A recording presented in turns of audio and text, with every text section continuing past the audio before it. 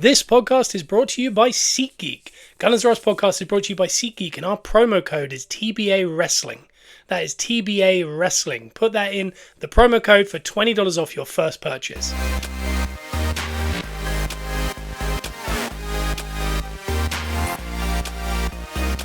Welcome to Gunners R Us podcast, where we are positively Arsenal. And that we are. And to not sound like Goldbridge, but is the Premier League getting stale? Because if we do a quiz, over the last 3 Premier League seasons, you've got to guess which one I'm talking about. Man City are on top with 115 charges. The 3 teams that got promoted are going to get relegated. Ten Hag is, jumping around with the idea of being sacked. Arsenal have had a cool go against them that you will not see again this season. It's this year? Is it last year? Is it the year before? Haaland's on top. Salah's really good. Is it becoming quite stale? That's the question that I have for you guys on Gunners R Us TikTok and here on the podcast, iTunes and Spotify. Make sure you give us a 5-star review, and that SeatGeek code of TBA Wrestling, make sure you use that for $20 off your first purchase. But here on the podcast, it's a hard conversation. I'll say that, because it is getting stale in that sense, and I don't want it to become a sporting thing, because obviously it's not really a sporting thing what I'm talking about. Because if it's a sporting thing, then obviously if the teams that are really good, you can live with that. It's like, for example, when your team loses, you can deal with that. When they play badly, you're angry at the team. When the refs do something wrong, a la this weekend, you're annoyed at the refs. As long as you're only annoyed at the sporting aspect of it, I think none of this stuff is a problem. And that goes for the Premier League as a whole. So if you imagine Man City are on top, they're really good. They have the best manager, the best players. That is absolutely fine. But the problem is the only way in which they created this team is by essentially the word cheating, allegedly, but putting together a team that they shouldn't have been able to over years based on money that they shouldn't be allowed to sell. If you look at Newcastle now, have a lot more money and cannot use it. And those rules weren't as strict as they are now, which we can talk about a little bit of that later on. But also, there was rules in place when they were doing this. So, they were breaking rules, they were lying, these kind of things. So that team, there's an asterisk next to that. Then when you look at the 3 teams that come out, if they go back down, yeah, maybe they're not good enough. But the problem is the gap now between the Championship and the Premier League is getting wider. And the 3 teams that come up just cannot compete with that next tier above them in the bottom of the Premier League. When you look at the teams in which Ipswich, Southampton and Leicester, these are established teams. Ipswich, obviously, Premier League back in the 90s, and they've done really well to get up a couple of seasons in a row to come here. So, take away them. But Leicester are champions of the English Premier League. Southampton are a very established Premier League side. They should be able to compete. Early signs are showing they might not be able to. But the problem with it is the ones they're competing with, the likes of Wolves, the likes of Brentford, Fulham, Palace, Everton, Nottingham Forest. Look at the money that they're spending. And the reason they can spend the money is because of the amount of money they're making from the Premier League, from being there for a year. So for TV revenue, selling players to other Premier League clubs that are doing well. Teams like Wolves are selling guys like Neto for 60 million and Morgan Gibbs-White for 45. Once you establish a year or so, you can kind of bed in because you can spend the money you're using. Therefore, there's players, for example, Chelsea, bloated squad, offloading players like Chalobah to West Ham, and they're spreading throughout Sterling to Arsenal, for example. But what's happening is the big teams have an abundance of players that want game time, so they're going down. Eddie Nketiah, Smith Rowe, Reece Nelson.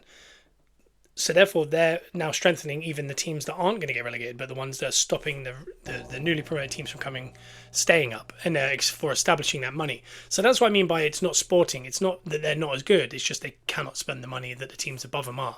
So Everton are spending hundreds of millions. So are Forest, so are Wolves, because they can. And because of that, they're making sure teams like Leicester, Ipswich and Southampton cannot stay in the league. So that jump now from the Championship, because when you look at Sheffield United, how good they are in the Championship, but in the Premier League, they were one of the worst Premier League teams in years, maybe since Derby in, I think it was 2004. That is not sporting. That is based on money. So you've got the league champions. It's not a sporting merit. It is to an extent, obviously. Naturally, they do have the best players. They have the best coach. They play the best football. The 3 teams that come up, I don't believe they're the worst teams, but they cannot compete because they don't have the talent that they can afford. And again, I think that is a Premier League issue, hence why we look at financial fair play and then the PFA. There's a lot of that going on at the minute, hence why everyone's selling their academy graduates. So it was the weirdest transfer window ever because teams can't afford players, and the only way they can afford them is to sell graduates of Hale End and Cobham and these places, because that gives you 100% profit, which means you can then buy players.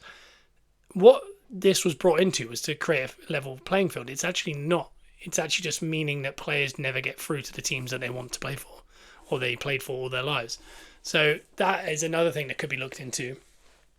And then the other two things I mentioned, Ten Hag, we're going to get to, and obviously the Arsenal decision with Rice and the refs and the decisions that have gone against Arsenal. Again, not to sound like an Arsenal conspiracy theorist, because there is a lot of them. If you go to Reddit or Twitter and think, there is a agenda. I don't believe that there is a conspiracy against Arsenal in any way. A lot of decisions have gone our way, a lot of decisions have gone against us, like every team. When you look across the board last year, Liverpool got absolutely destroyed with bad decisions, and they lost the league by a matter of points. And I mean, if they got given those points that they should have because of bad decisions, they might have then had that bit more energy to go and beat West Ham away at the end of the season and stay in that RS and potentially ultimately win the league. So I'm not saying it's just an Arsenal thing, it's an everywhere thing. But my concern is more on that rule that Rice got sent off for, the inconsistency, and the fact that this is 3 years running now that we've had a red card that's cost us that you won't see again that season, and I can guarantee it. And we'll get to all that. So far, we've talked a little bit about the sport integrity of the Premier League, but it's just me on my own today because we've got a massively busy week again. We've got Simon on the Positive Wrestling Podcast, PWP. It's down the Simon Miller Wrestling Show. Go search it out on iTunes, Spotify, anywhere you find those. And we also got the Peppercorn Boys again on Amazon, Spotify, and iTunes. Give us a 5-star review on that. So we've got a lot of podcasts to get through. Real life's getting a little bit in the way, so I'm here a little bit early. This will be going up at the right time. We'll still be on live, TikTok, 10 a.m. GMT. But just wanted to get here because we've got no predictions to get to for this week because it's an international break. So I thought I'd just jump on and kind of rant for an hour about bad decisions, the Premier League, all these things, just to get us through to next week where we start predicting the league again. And I think we're 3 weeks away from another international break, believe it or not, which is horrible. So what we'll break this down into is we're going to talk a bit of the Brighton game, obviously get to that decision and everything that goes around it. We're going to talk a little bit about Man United and Liverpool because I think that's got a big talking point because of the Ten Hag stuff. And then the general consensus across the league. Obviously, the transfer window ended since last week. We've played Brighton. We've had Sterling come in, all these kind of things. So we'll get going. And just so you can it's not all over the shop, we're going to start here with Arsenal v Brighton and the end of the transfer window. So I came in from work. We work at Many Tears Animal Rescue. Obviously, go search them out if you want to adopt a dog. I came in on transfer deadline day and I thought, please, can there be some kind of rumor that we're going to do something? Because it really felt weird that we had, offloaded so many players. I'm just actually going to look at my phone because there is a picture of kind of our squad depth and these things. But we managed to offload Nelson to Fulham on loan, Eddie Nketiah to Palace, Ramsdale to Southampton, Smith Rowe to Fulham. Cedric was released. There were some youth players that were also released. El Nani was at the end of his contract. There we lost a couple keepers. Hine went out on loan. We've got Marquinhos, who is still out on loan. He is back in January. And we just saw, there's a plan. And obviously Edu's saying that be excited, there's something coming, all this kind of stuff. And I don't have an issue with much of this. That's what I kind of want to get at, is I think the way in which we've done this business, like if I had to grade the transfer window, I'd put it about a 7.5 out of 10. And the reason being is we've made, essentially if you look at our goalies, last year we had Carl Hine into Ramsdale into Rare. Rare was world class, 100% the best. Hine is a good keeper, but he needs more game time. Tommy Setford has come in for Hine, essentially, is the third choice. I very much like that. I think it was James McNicholas, who I'm going to get into a little bit with this transfer news. James from Gunnerblog, go check him out. He's on Arscast as well. The kind of consensus with your three keepers is you have the young one, the old one, and the one. And I think that makes a lot of sense. And Tommy Setford filling into that third role of the young one is nice because Carl Hein comes off of loan next year. Neto, who is now the lone keeper, the backup, goes back as he's older and things like that. Gets us for a year in case there's an issue. He plays the ball out from the back. He's very good at that.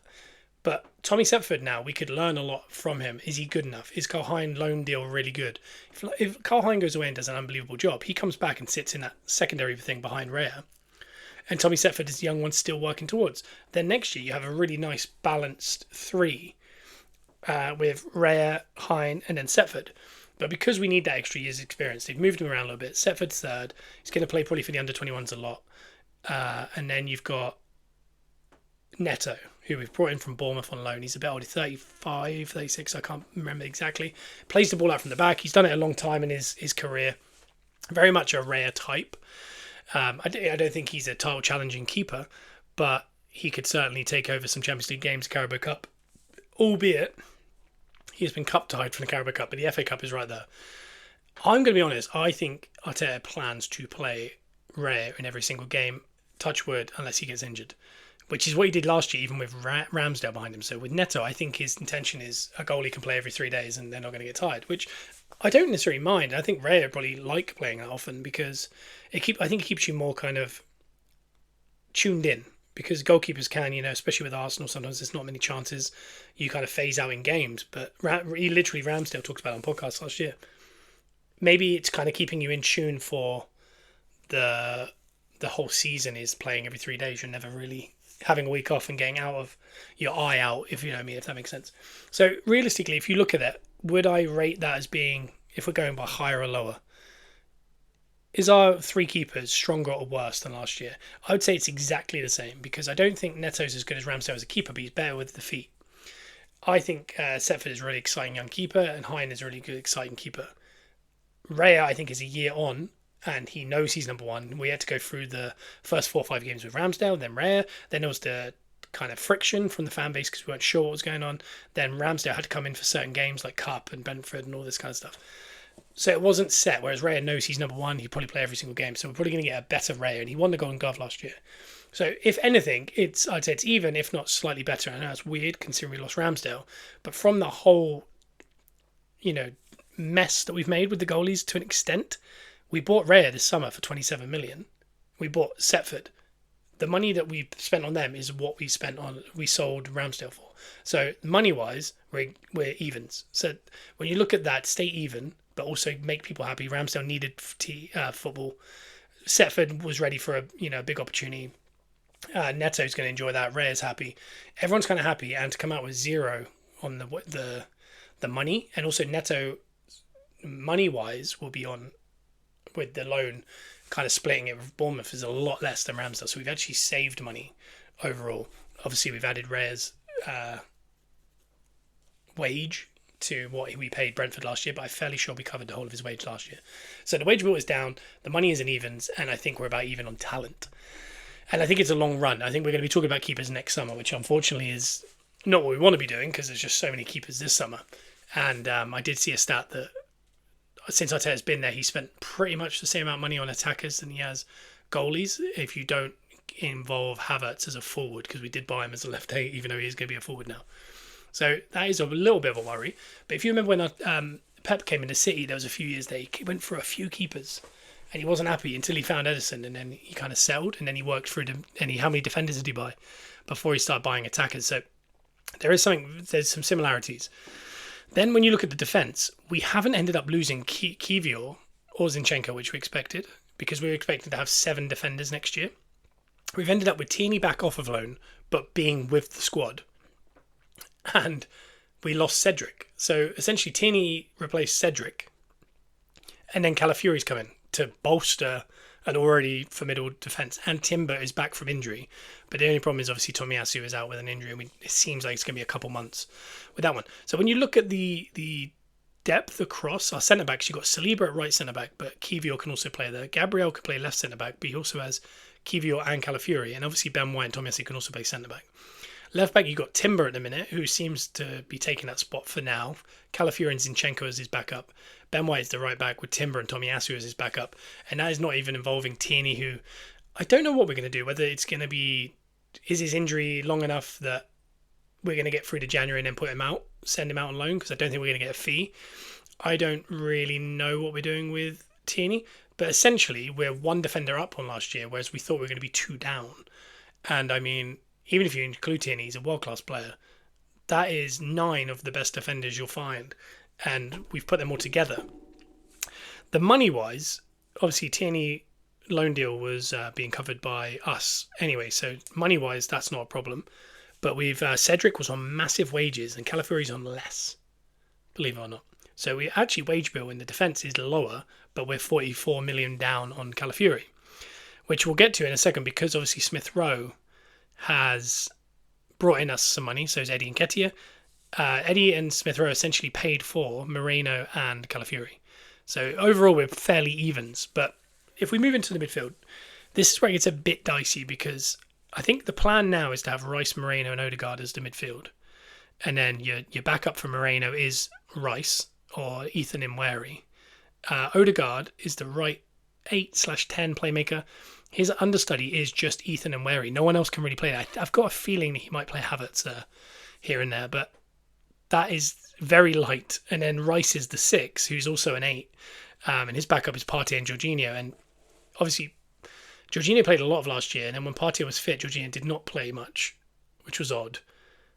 And neither of them are obviously going to be able to play a lot of games because of their fitness. As you can see with Partey trying to track the run in this Brighton game this week.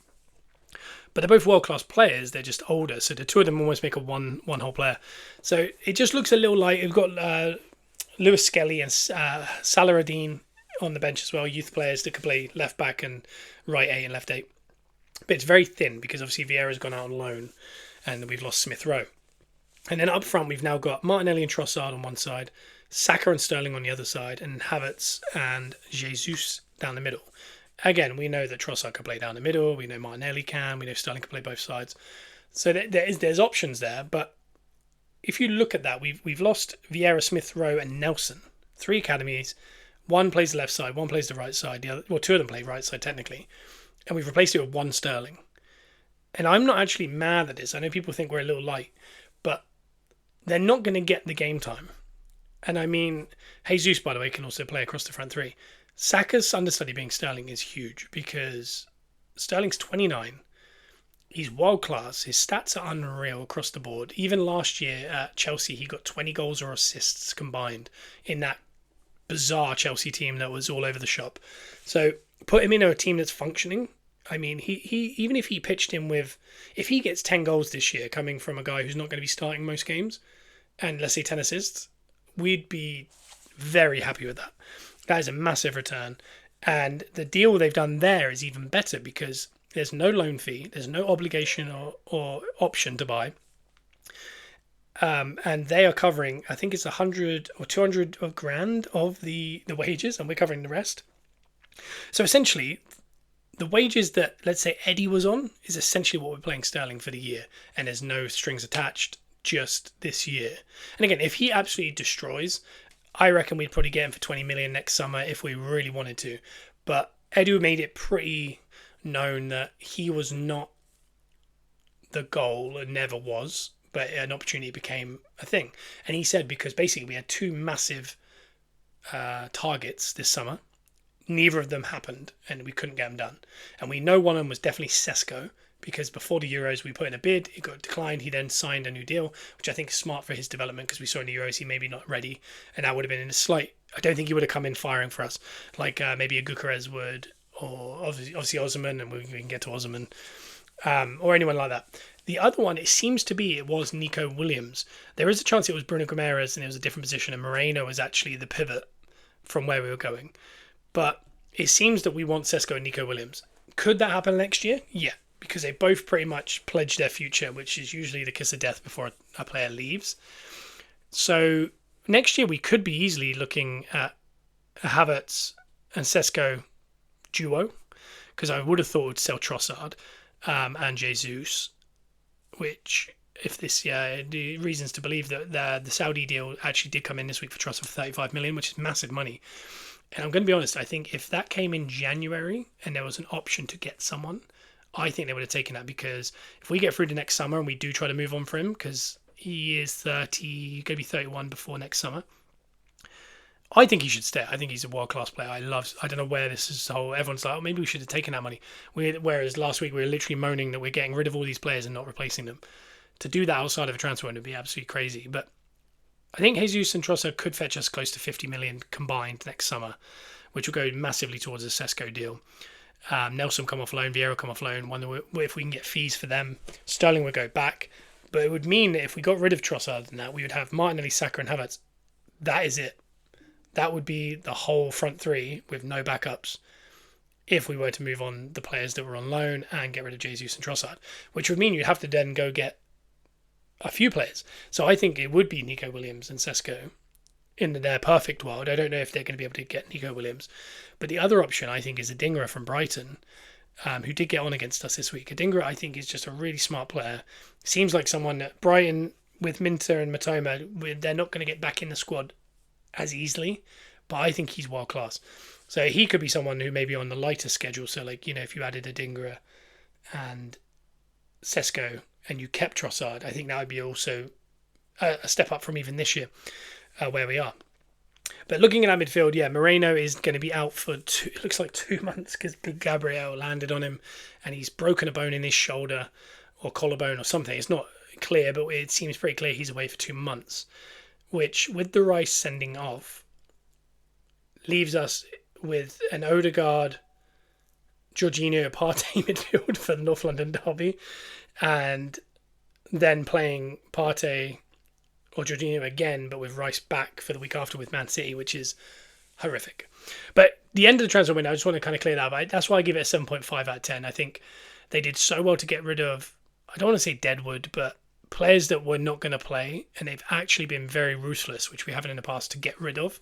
I mean, between Ramsdale, Eddie and Smith Rowe, we got close to 100 million. And I think our net this year was 22 million spent, which is very good because we've had many years with Arteta where we've been trying to build this squad and we have had no value in our squad. And considering we haven't really sold any of the big value, because, for example, next summer, like I said, Jesus, Zinchenko, Kivior, maybe a Tomiyasu, Trossard, Partey, Jorginho, these guys, Jorginho's out of contract, you might be able to actually fetch a lot more, could have 100 plus million again. But I wonder if there is a surprise in there, maybe a Gabriel or a Martinelli, where, you know, Gabriel would fetch 70, 80 million. Martinelli might get 100 million out of PSG genuinely if he has another good year.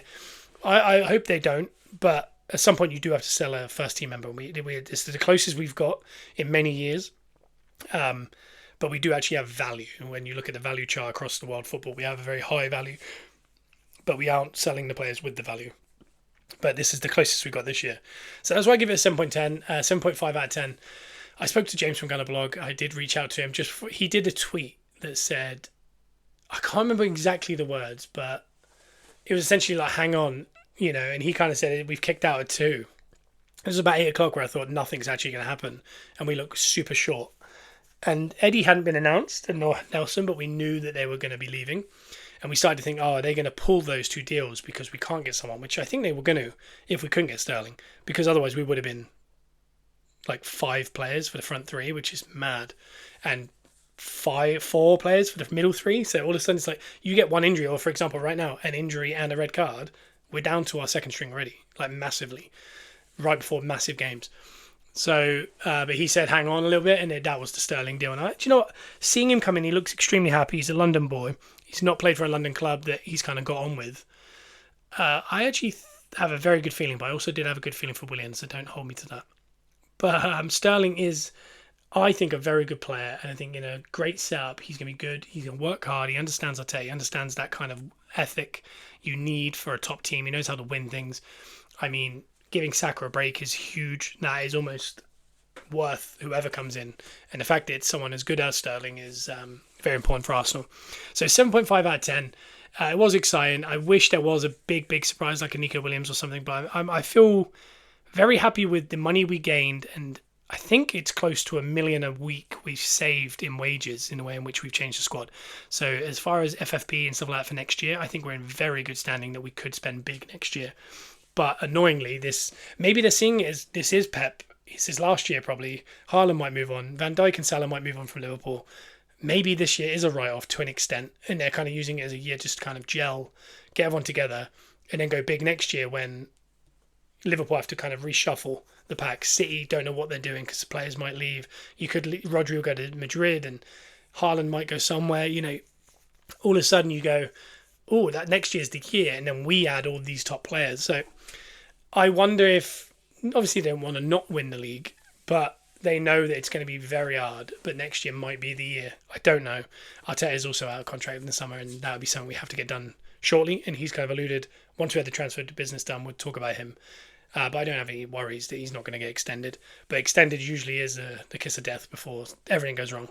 So, which is like Ten Hag, which we will get to later in the show. But now, we played Brighton at 12 o'clock. We had a late night getting the Sterling deal done, which I didn't like. Obviously, Arteta's asleep. He wasn't in any of the pictures. But the fact that the club was doing business until 1, 2 in the morning, and then we had a game 10 hours later, something there just felt a little bit worrying. But the game, the lineup, I think, is exactly what everyone wanted. I think Trossard came in for Martinelli, which we kind of thought was the correct deal. Timber came in for Zinchenko again. I think overall we were pretty happy with that starting lineup. We were just upset about Moreno's injury, which is obviously going to have a big knock-on effect because we thought Havertz would play number 9 all season. Now he might, against Spurs, we might see Havertz drop into our left 6 with Partey and Odegaard. And Trossard might play down the middle, and that means Martinelli plays, which again, Trossard's got an unbelievable track record at number 9. Jesus is also injured, obviously. So, yeah, the mixture of Tierney, Tommy, Moreno, Rice red card, and Jesus injury with getting rid of at least 7-8 players and bringing in 3 is very worrying as far as depth. But the only thing I'd say is, and again, this is the only saving grace of the fact we only got a point this week. The first 6 games of the season are the worst 6 games of the whole season in a row, comfortably. If we can get out of it, we talked about at the start of this, there was a maximum of 18 points. If we can get close to between the 12 and 15 mark, I'd be very, very happy. And I think we'll win the game in 3 weeks' time before the next international after Tottenham City. That would put us at 10. It just means we need a win out of Tottenham or City, or a draw maybe, out of one of them, and a win out of the other. I'd take a win out of one and a loss to the other, probably beat Spurs and lose to City, but obviously that's more rivalry based. Realistically, we need City to drop as much points as we can because we're going to regret it later on. But yeah, so again, this is the one we needed to win. We needed to win this one, the one at the end, and that's 12 points without touching the 2, bogey, big, huge away games. And if we can get a point out of both of them, it would have been 14, and we've been right in that mark where we wanted to be. But instead, it just puts a big pressure on maybe getting a result at Tottenham first, which is the first game after the international break. But here at Brighton, we did draw at 1-1. I thought we started unbelievable. The first 15 minutes, Saka was destroying their fullback. We were getting in, we were creating chances. Odegaard was obviously not well previous to the game because he looked just kind of not with it, which is always a worry. And again, because of the depth, we can't really do anything about it. Like, can you imagine if we'd started in Wary, everyone would have been like, why are you not taking this seriously? And again, we all want to see him Wary, but it would have felt a little bit indulgent maybe if we didn't know that he was unwell. We pressed well. The game kind of, we just kind of nullified it. There wasn't major chances for Brighton in any way. Like most games, we created a decent amount of chances, but no cutting edge at the end. Then Saka gets away. It was just a stray long ball from Timber. Saka knocks it on. Havertz with an unbelievable finish. And we go into the half-time at 1-0. And we're thinking, do you know what? This could be... We need to get that second goal, but they're not creating anything. And then the second half, we start so well the first 3-4 minutes. We're just all over them. Very similar to the first half. And then the Rice incident happens. The Rice incident is so hard to sort of explain. This is the final and last say I'll have. The final and last say I'll have on this Rice incident is, do I think it's a yellow card? Generally in football, do I think it should be? No. Is it a yellow card because of the letter of the law? And I swear to God, if I hear letter of the law again, I'll go nuts. Yeah, it's a yellow. And if he had done it, I would have been absolutely fine. If he had booked Pedro at the start, and I believe it's a Dingra, I think right at the end when we're looking to counter-attack, he picks up the ball, he runs off with it, and then throws it. over everyone, and the ref does nothing. This is post the red card. So the first one you could see kind of like maybe he was just like, whatever, let the game flow, which I think is common sense. But then the second half, he does it post red card, which he knows is a big talking point, and he still doesn't give it. That's very confusing. So Pedro does the kick away. Adingra later on in the game. Rice does a bad lunging tackle. It is definitely a booking. I don't think it's any more, but it was a bit out of character. I don't think he helps himself. Like, I think Rice is to blame for a portion of all of this, because if he doesn't dive in there, he's not on a booking, things like that. But Veltman, the initial foul on Veltman, I guess is a foul. It's not really a foul, but it's a foul. He then rolls it. There's a new view as well. He rolls it underneath Rice's feet. So, natural reaction is to kind of like, what is that? Kind of like knock it away, whatever. He doesn't have a clue that he's about to take a quick free kick, which he has no intention of taking. And I know people would say, well, he's trying to do a counter-attack. He knocks it off the field of play, which some are saying that you can smash it 60 yards as long as it doesn't go off the field. It's not as bad as knocking it a yard, but it's off the field because you then can't take it. And I understand that logic, kind of. But he knocks it, he gets kicked, he whacked in the leg. The minute it happened, I did think he's going to book him, and he's going to do a booking for kicking it away, even though I don't think it should be. And that's exactly what he did. But the thing is, the law people out there, there should have been 3 bookings in that game for that. There was only 1. Someone also kicked someone very, very hard. And there's a new angle now where his leg is here and the ball's here, so he has no intention ever. He's just a free hit. I mean, to get a free hit in modern football on someone's legs, knowing you're not going to get anything, is mad. So yeah, I just think the consistency is bad. Do I think it's a yellow? I guess. The problem is that on the following day, on the Sunday, I watched the Spurs versus Newcastle game, and they were saying even touching the ball is delaying play, which I guess it is. And they said they're really cracking down, which in the first 2 weeks, there was no bookings. There hasn't been 1 booking yet for delaying of play as far as picking up the ball or stopping the ball. The only thing that happened was Joel Linton nearly pulled someone's head off. And again, same referee. The Spurs-Newcastle game, there was 19 incidences where there was a foul and then someone grabbed the ball or nudged it or anything. But there was 3, I think it was, where someone actually kicked it away, and they didn't. No one got booked in that game for that. Across the 3 games that played on a Sunday, there is 10 incidences where people kicked it away. There are 3 of them were on bookings and should have had a second booking. And then Palmer was the one who got booked for kicking the ball away, Cole Palmer. So when you look across a weekend, they're trying to crack down on this. It happened 10 times on the Sunday, by the way, not even over the weekend. So let's say it's 20 times over the weekend. 1 person got punished for it, and it cost a game. The weeks before, I'm sure there was 20 a week, because that's football. I think if someone like angrily kicks the ball away, that's definitely a booking. But to just nudge it or whatever, again, you can tell sometimes. So, someone tries to jump in the way and they put their foot in front of the ball and it stops a free kick or whatever. That's a booking because you're actively trying to do it. But it's the fact that 30 decisions happened over the first couple weeks, let's say, and 1 has cost a team a game, and it's Arsenal. Again, conspiracy theorists, it's not because it's Arsenal, it's just random, but it's very frustrating as an Arsenal fan because Brighton go on to draw the game. That's kind of where I stand on the matter as far as Rice goes. I think he is to blame element, and what he said is right, but I think what Arteta and Saka said, it's the consistency, because like I said, if that many people over the first 3 weeks haven't been punished, and then 1 person gets punished, and then they go and score,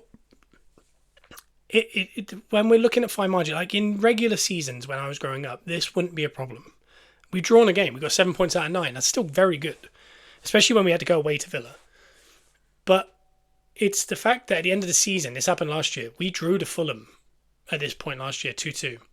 That's the difference between us winning the league or not, was conceding that goal late, and that was completely down to us. They were down to 10 men in that game, and they scored. But that's how fine a margin it came down to. And by the way, we won 29 out of 38 games and only lost like 4 and drew the rest. And we still couldn't win the league. So now it's very precious when you need to get every single point possible, especially when you deserve it. And in that game, we definitely deserved to win. We created the best chances post the red card, and then they instantly scored almost. And then from there, we created two very good chances we should have put away. They didn't really create anything, but we were very defensive. I know people were kind of upset about how defensive, but when you do look at it, we could have still won it, yeah, but we shouldn't have had to have been in that position. That's what frustrates me with these refs. And what I said at the start, which was you won't see. Watch one of the last 3 seasons. Last season, Tomiyasu got sent off for time wasting. In the last 2 seasons, 2 people have been sent off for time wasting, as far as second bookings. Arsenal are both of them.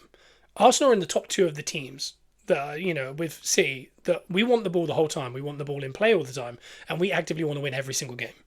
For the fact that one of those 2 teams is the deficit of time wasting is bizarre. Because we were drawing 0-0 at Crystal Palace last year and we got done for time wasting, a game we wanted to win. And yesterday we were 1-0 up, destroying them. There's no way Veltman was trying to take a quick free kick. Because they were trying to, he wanted that ball to take a minute to take because they needed to get out of their own box because they hadn't done it for the second half. So, that's where the common sense comes in, is look at the teams and look who isn't trying to time waste. Tomiyasu held the ball for 7 seconds. The average time for a throw-in last year was around 11 seconds. So he held it for less than the average, and he was the only guy that ever got sent off based on time wasting. So that was last year. The year before, if you remember, Martinelli got sent off for 2 actions in one move. He knocked a guy off balance. The guy jumped up, carried on running, and he pulled him back by his shirt. We see this in all the games. It's almost like Veltman with the freebie. Once you've made a foul, you know the ref's going to give that foul. You can almost go and grab him and just stop the game because you're like, well, he's going to bring it back. So, it's like a free hit. I don't think it should be, but it's just never been done before. It happened in Scotland once, apparently, where someone got booked for the same thing. But it happens every weekend. You'll find one every weekend where someone pulls someone, they wriggle free, and then they go pull him again to get him down because they're like, oh, I've already given away the foul. I might as well pull you down. That's what Mane did. He came over and he booked him 2 times for the 2 actions and sent him off. That will never happen again. As won't someone get sent off for taking too long on a throw, especially a team that are challenging for the title. And then this year, like I said, 30 plus times this could have happened this year for a booking, alone just a booking, and it hasn't happened. So that is the frustration. It's obviously going to be points dropped that we will never... The only way to get them back now is to beat City, but the frustration is that if we'd won that and beaten City, that could have been a difference because we beat City once and drew once last year and it still wasn't enough. So it'll always... throw us off, like 2 years ago when they forgot there was one guy offside on the VAR and Brentford scored late on and that cost us 2 points right at the end of the season in running. That's what I mean. These things, again, not an Arsenal conspiracy, but I remember them because they're Arsenal things. I'm sure this happens across the league. Wolves got destroyed last year. Liverpool got destroyed. Teams get really bad decisions. But the problem is that Man City do not get those decisions. They had offside goals last year given. That even Haaland joked about afterwards. Like, I don't know how that was given. Until that levels out, and I don't think it's because of anything overly sinister, but it's once those decisions, we all say swings and roundabouts or it all comes back around, it just doesn't seem to for Man City, and that's what's worrying me because, Pep described that the first 3 games as his preseason, now the season starts. He hasn't played Rodri. He has destroyed every team. Haaland scored 2 hat-tricks, scored 7 overall, which is 2 more than the most ever in the first 3 games of the Premier League. I don't see anyone beating them, and honestly, after seeing Liverpool versus Man United, I don't see many people beating Liverpool this year. They look like a more together version of Klopp's Liverpool last year. Like, they seem happier. Everyone seems kind of on board. And again, they could lose 2 in a row and be like, you're not Klopp, and it completely could 180. But the way they're playing is so aggressive and so forward and slick, and they have so many good attacking players. I don't see them losing many games. I don't know when would they lose. Like, they're very good. Whereas I think we are beatable because obviously things like this weekend happen. So for me, as it stands, I think Liverpool might be the team to beat this season, even with how good Man City have started. But until City play, I think they've got to play potentially Liverpool and Arsenal in the next few weeks. And I think if one of those 2 teams come out undefeated by the next international break, I think that might be the team to beat because I just don't see them stopping. I very much see us coming 3rd this year, and that's why I think we should really particularly go after the Carabao. Because we've not won it in forever. Like, Wenger never won it. We haven't won it since. So it's a good 30 years. And people do play their second team, and I think if we can try and wiggle our way through because we're due a good cup run. Because I know we've won a few FA Cups, but something like Carabao and the Champions League, I think we should really focus on that. And I'm not saying giving up on the Premier League, but it's almost like, at least after the first 6 games, we've had the bad ref decision that hopefully will be the worst one of the campaign. Then you got to go away to Tottenham, which again, as Tottenham look bizarre. They reminded me of Arsenal of a few years ago. Soft-centered, but very attractive football. They could be beaten any day. They could also thrash people any day. I don't know what we're going to get in a derby because it's always different. We're going to be down a few players, so it's going to be tough. Then we got to do a Carabao Cup game 2 days later. Then 3 days later, we've got to play Man City. Then on the Thursday, we've got to play Champions League. And then 3 days later, we've got to play Man City. And for whatever reason, we've been given a Thursday night Champions League game.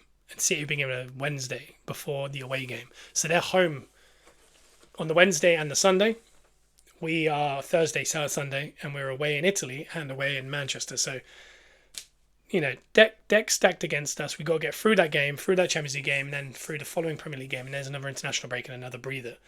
I think that is more of an understanding where we're going to be, because if we lose 2 of the 3, maybe struggle in the Champions League or go out the Carabao, we'll understand kind of more of what's coming this season, and we'll know where Liverpool and City stand because they've got a couple challenges in there, including against us. So, again, if we do get through it with 14, 15 points somehow, that's the hardest part of the season done, and we can kind of build from there. And we'll have players coming back from injury at that point. Tomiyasu, Moreno, looks like just both of them probably just after the international break. Tierney even might be available as depth for the Carabao and the Champions League. And Jesus, we just don't know much about, considering he looked like he was fit as anything. I don't know. It's a bit of a worry. Last thing I want to talk about was Ten Hag, because that was the last thing I said in my beginning monologue. Every year it feels like he's kind of behind the 8 ball already before he even starts the first game. And against Fulham, I thought they were average. I thought a draw was a fair result, but they nicked it. Fair. Against Brighton, they were probably better than Brighton, but they lost it in a very Ten Hag-y type way. Because my theory of Ten Hag is he tends to be quite organised for a half, and then it turns into pinball.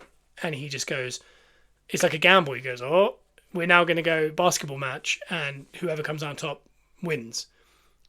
And sometimes it's United, like 75% of the time it is United because they have good attackers.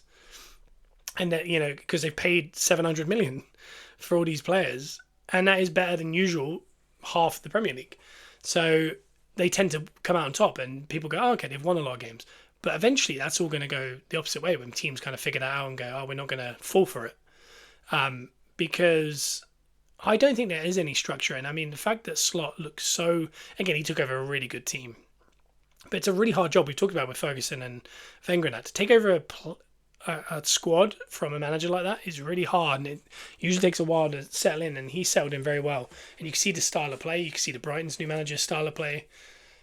I still don't know Ten Hag's. And I think at this point, we've got to be more brutally honest. And I know he keeps banging on the fact that he's won trophies. And that is good. But it's that week to week, the fans have got to want to see it. And I mean, there was 20,000 people left in that stadium at the end of a 3-0 loss to their worst rivals, essentially. I think there was a report that they said he's gone, but not immediately. But I mean, it's the writing's on the wall. And the writing's on, they went looking for a different manager, and they just went, oh, maybe you'll have to stay. I don't know who's coming in though. That's the issue, and it could be Southgate. And I don't know what will happen if it's Southgate, but there'll be problem. They'll do what Ten Hag does for a half, but for the whole game, and they'll draw a lot of 0-0s, and they'll nick a couple 1-0s. But I think majority they won't. The fans won't enjoy watching it.